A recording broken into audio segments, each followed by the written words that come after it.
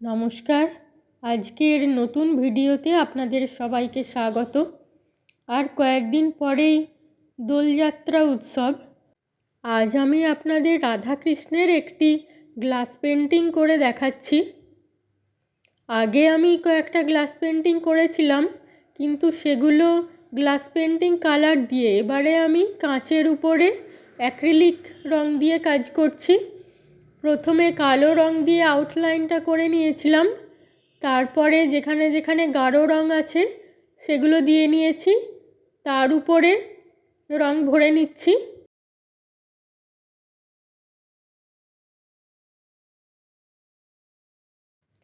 শাড়িটাতেও প্রথমে গাঢ় রং দিয়ে হাইলাইটটা করে নিয়েছি আগে, তার উপরে হালকা রং ভরে নিচ্ছি।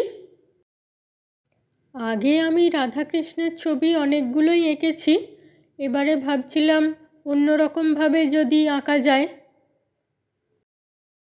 নিচের দিকে কিছুটা অংশে জল করে নিয়েছি, সেখানেও প্রথমে সাদা রং দিয়ে হাইলাইট করে নিয়েছি, তারপরে পুরোটাতে রং ভরে নিচ্ছি।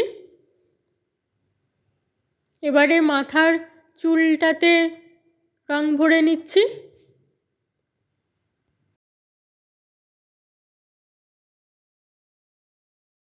কাজটা প্রায় কমপ্লিট হয়ে গিয়েছে। এবার আপনাদের পুরো ছবিটা দেখিয়ে দিচ্ছি। আমার এই কাজটি আপনাদের কেমন লেগেছে কমেন্ট করে অবশ্যই জানাবেন।